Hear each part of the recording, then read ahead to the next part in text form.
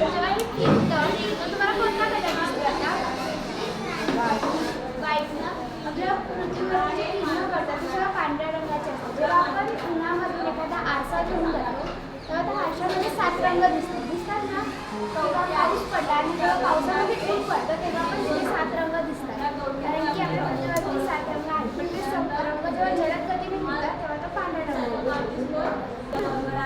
तर पृथ्वीच्या ज्या भागावर सूर्याची किरणं पडतात त्या भागावरती दिवस असतात. ज्या भागावर सूर्याची किरण नसतात तिकडे रात्र असते.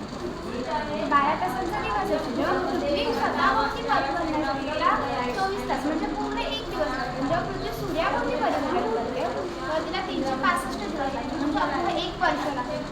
मग ज्या दिशेला सूर्याची किरणं पडतात तिकडे दिवस असतात. ज्यांच्या पाठीमागच्या साईडला पृथ्वी जिथे किरणं नसतात तिकडे रात्र असते.